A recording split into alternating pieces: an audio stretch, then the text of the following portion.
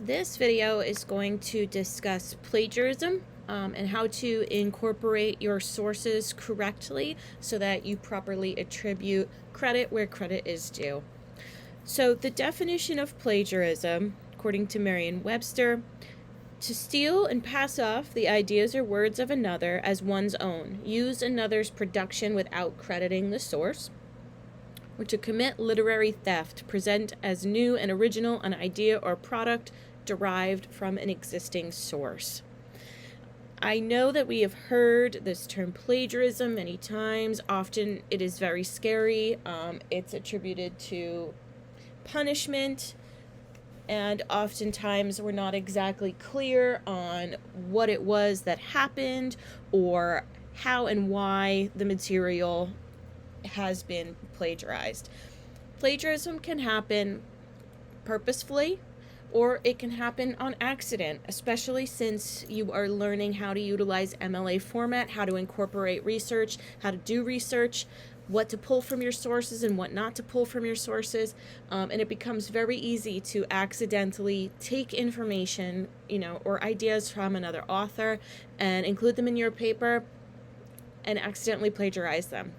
So this video is going to hopefully quell some of your fears and also help you to accurately depict ideas that come from your research and separate them from your own. So under Files, you have a document titled Incorporating Sources.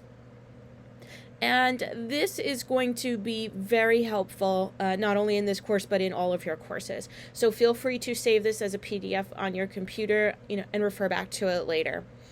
So there are three different ways, once you've got all of your research, three different ways in which you can utilize the information in your original paper, okay? So the three ways are quotations, paraphrase, or summarize. Quotations means that you are taking the identical language, all right? You're just like pulling a piece, a sentence, two sentences from the source and placing it into your own essay, okay? With a quotation, note that it must be identical, including punctuation, language, everything. It must look exactly the same, and it must be put into quotation marks to indicate that the writing is not your own, but coming from another source.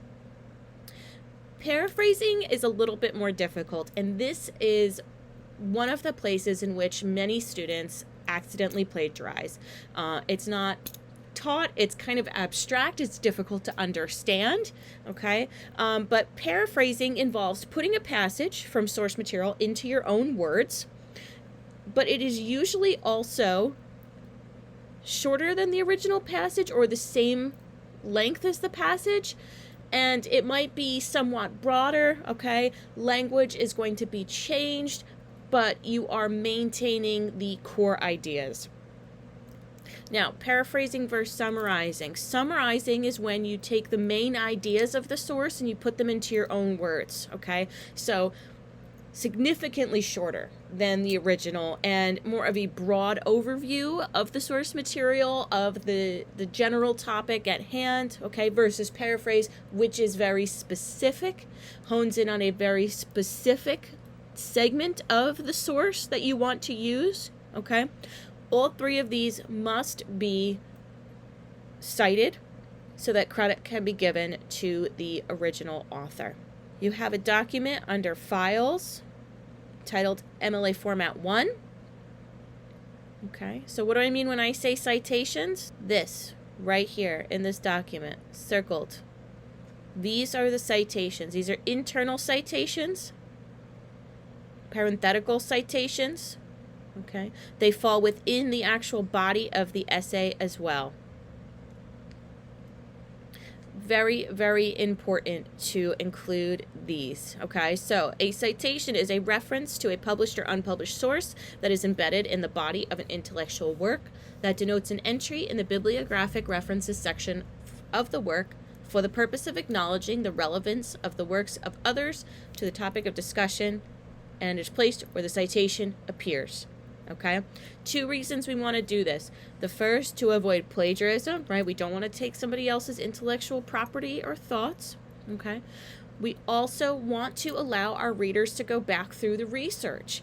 Point them to where you got your information so that they can also read up on this information. So one of the first ways, and probably the most popular way to use a source, is to pull a direct quote, which is copying the material, okay, and exactly as it is. And you do this if you cannot say the material any better or any differently than the original author, okay, or if the sentence is just too good to not use the full quote, okay.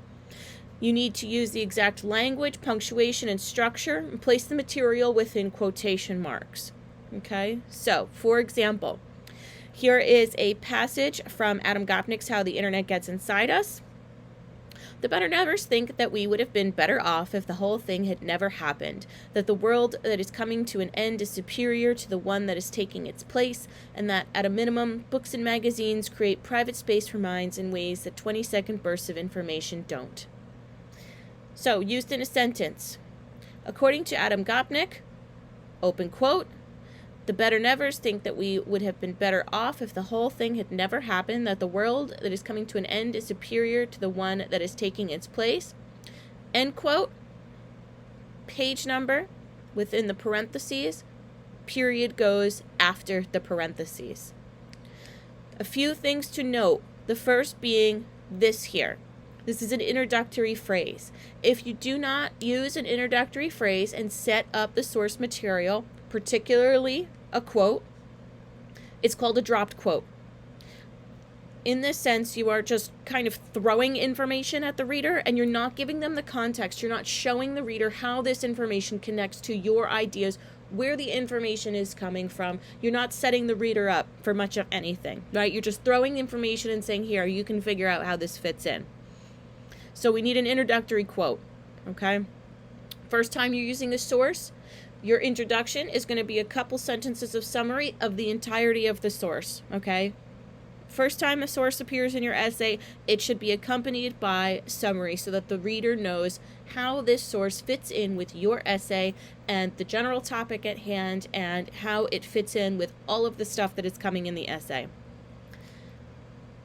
Another thing to note, okay, so we've got quotations around the quote, okay? Notice that better nevers is capitalized because that's the way it is in the original text. Punctuation, everything is the same, okay? So we open a quote, word for word, copy it, close the quote. Then we have our parenthetical citation, which is the parentheses. Open parentheses, okay? I'm just using the page number in this example because at the earlier in the sentence, I referenced the author's full name, so I don't need to put the name in these parentheses here. Close parentheses, and the period goes after the parentheses. The only punctuation that belongs within the quotation marks is if the direct quote contains a question mark or an exclamation point. It is very important that you put the period after the parentheses. So remember how these pieces of punctuation work. Exclamation point shows excitement. A question mark tells you that the statement or that the words, the sentence is a question. A period closes a thought. It tells the reader, it's a visual cue that this thought is finished. The next one is going to be something different. If you put the period before the parentheses, like right here, okay, and you take this period away, and then you start a new sentence, guess what? This citation